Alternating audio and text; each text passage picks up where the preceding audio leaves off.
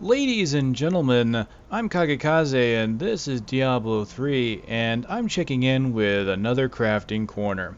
Now, it's been a little bit of time because I basically had to get some money back. I actually finally have a bit of cash. I still do owe some money, but I wanted to at least try and get this done because my crafting's a bit behind and I wanted to get them leveled, and I didn't want to do it without getting some recording on it, just so I can basically get a recording of all the upgrades that the artisans get as we go along, and just in case anyone's interested in watching as I go along. So at this point, I've actually gone beyond Act 1 Nightmare. I'm about halfway through Act 2 Nightmare, and as you can see, I'm level 43 at this point. Levels are coming fairly slowly around now, and I know I'm going to need at least level 50 before I can get into Hell. There is actually a hard level stop into each difficulty. Apparently, Nightmare requires you to be level 25. Hell requires you to be 50. So let's go ahead and move on here. We've got a date with Hadrig, and I need to train him up. I have the 5 pages of blacksmithing I need for the next level here. We're at 5. Looks like 1,500 for each sub-level, so we'll do that. 5 and 1,500 again. We're getting Grandmaster items now. And as you can see, it just took a ton of money to get this far. And I can get him into level 6. Looks like I only need 1,505 pages just to get to level 6, which is nice, because levels 1 through 4, that final tick, cost more money than usual.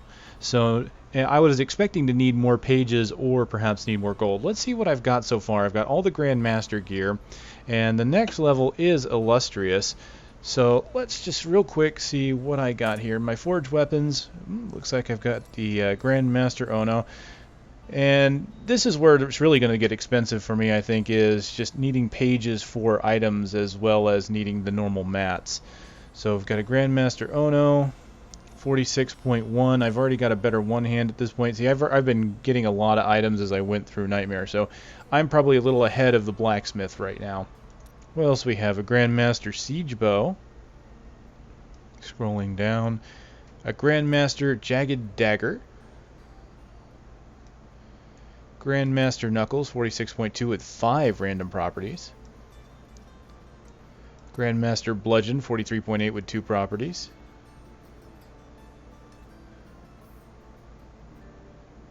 And that looks like all I have as far as weapons. How about armor?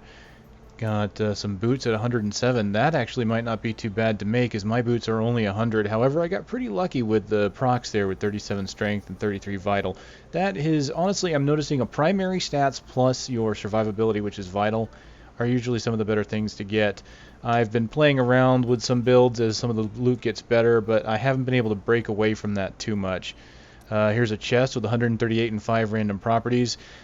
Again, I have a really good roll up here. I only have 90 armor on the one I rolled up, but look at those stats. 47 strength, 76 dex, 58 vital, 11 int. And it came socketed. If I could possibly... It's going to be hard to roll up perfectly like that. That's basically every stat. I could give this armor, my 90 armor, to any of my characters. Perhaps not my wizard, because 18 intelligence is not a lot, but 76 dexterity would be perfect for, say, a future monk or demon hunter. Because the strength will always give armor. On my barbarian here, the dex is giving me dodge, so it's helping my survivability a little bit. What else do we have here? Etched gloves with 107. That's only got 3 properties on it, though. Grandmaster crown, which is actually a little less than the one I have, but it has 3 properties, so I could possibly roll higher than what I've currently got equipped. Anything else? Leg wraps, 102, 2 properties. And that's it for the Grandmaster stuff. Let's go ahead and go into Illustrious and see if I can find something better. Hadrig, you're getting some fancy equipment there. Spending my money wisely, I hope. Okay, so what does it take? It looks like it's still 1,505 pages. So let's see what he got as far as upgrades here. Illustrious... A mojo for the witch doctor, and a fiendish folio. Okay, that's for the mage. So I noticed last level I got items that were great for demon hunter when I first upgraded the blacksmith. This time it looks like it's going to be witch doctors and wizards. 130 boots. And some decent shoulders with 3 enchants, 144. So that's not looking too bad. The big problem here is I am running into kind of a cash drop-off here. I spent 350,000 gold getting my Staff of Hurting leveled up. So what I'm going to do for now is I'm going to stop at Illustrious, and then I might have to do is farm some more gold for me. But I'm going to grab some of my gems here that I can turn into higher level gems. And let's go see what we can do with Covetous Shin. And of course I'm at a bad spot here, so let's do this real quick. We'll go into Shattered Crown, which is part of the beta. Boom. Of course, I could have gone into Nightmare Act 1. Nightmare Act 1, I noticed, even at the very beginning, the mayor is already moved, so you don't have to worry about questing to get to your Jewel Crafter in Nightmare, which is pretty nice. Alright, Shin, let's train you up. You need 10 pages of Jewel Crafting and 10,000 for me to get perfects.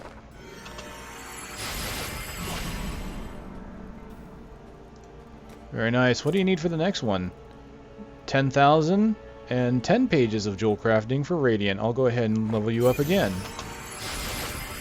And I like jewels.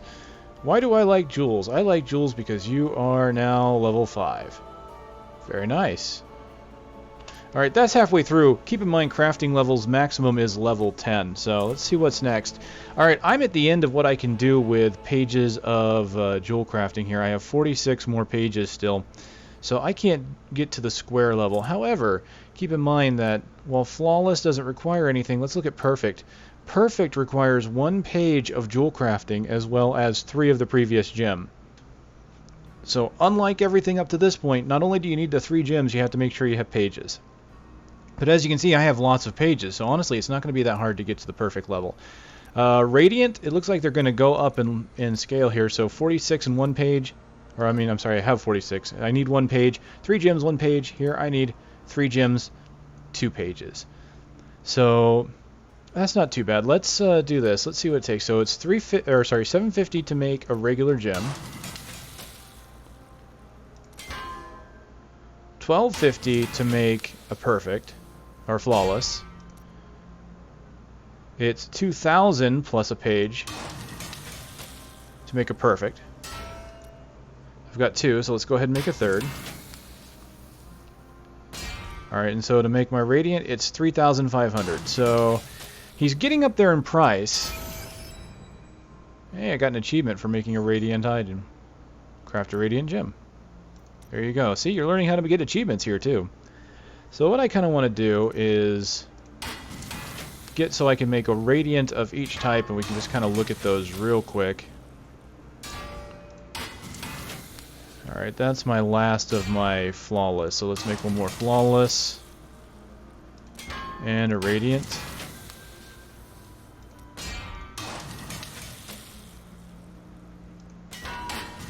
Oops, cancel that real quick. Radiant.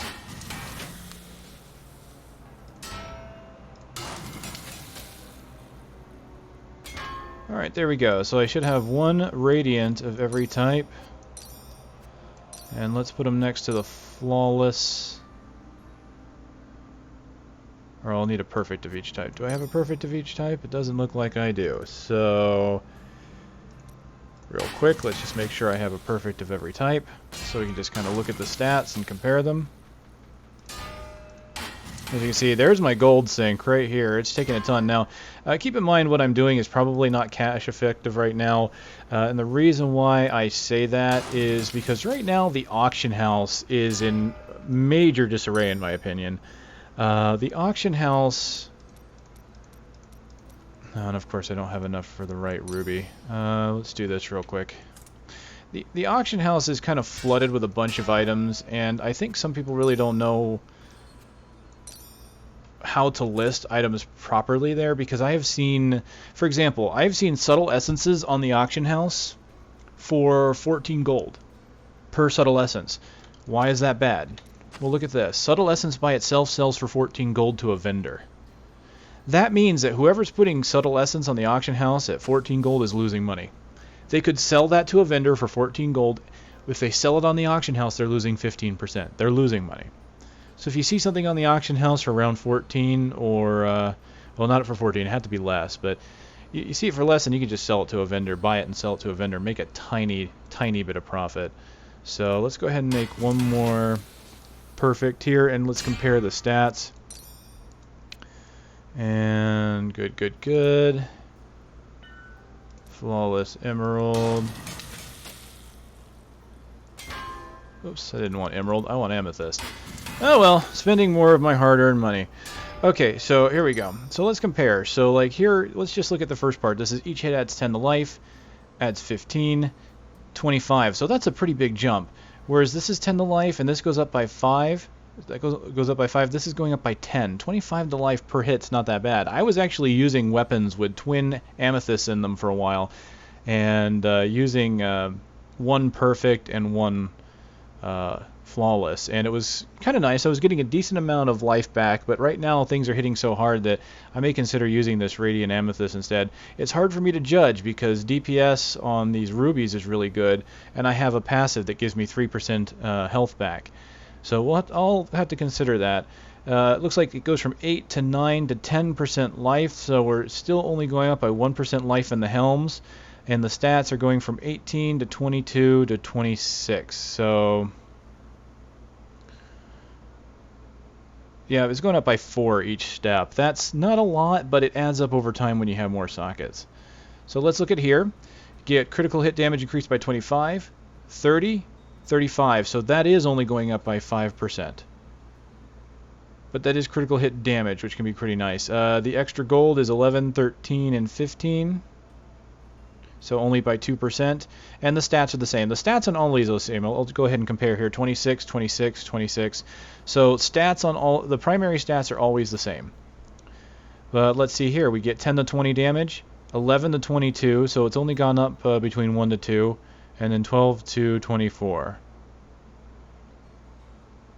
Yeah, so it's not going up quite a bit. The extra damage isn't going up a lot. However, the extra life per hit's going up quite a bit. But you have to take into effect my health pool is now going over 7,000, so it depends on how fast you strike, I think. Since I'm considering going sword and board at this time, I can actually dual wield, and I've got, let me put this perfect back in since that's what I was using. I have 978 DPS there. I have a two-handed weapon that gives me about 935. That's been working pretty good for me, especially since it has damage converted to life. But I could see, 877. I'm a little confused, looking at these, considering, like here, for example, this is not a lot of DPS, but I have a stat that gives me more critical hit for using an axe, and I can get more health back using crits with my whirlwind, because crits give me percent to life back. Or I could go this way, get more damage, and that damage is converted to life just because of the 3% steel. Now, the reason why I'm talking about my gear and what I'm looking at here when I'm talking about crafting here, especially with gems, is because this is where I have to make kind of the important decision. Do I go with, say, one hand and go ahead and keep a high damage weapon into it and hope to get more life back? Do I dual wield, go pure? I could go pure damage. I could put pure rubies into these and try and get the health back that way. Or I could go amethysts and get my life back just through attacking that way. So when you're looking at gems, those are some of the things you might have to consider. I really don't know. See, I believe we're done here, just to be sure here. I don't have any tomes of jewel crafting. If you're curious, tomes of jewel crafting start to drop in hell. Beyond that, there is a tome, I believe it's a tome of secrets, that drops in inferno mode, and that can be used for both of the crafters. You can use that for blacksmithing and jewel crafting. So let's see, I'm running a little low on cash, but let's go ahead and upgrade the blacksmith a little bit further, since that's what we came here to do. And one more, 3. Yeah, don't have enough for the next one.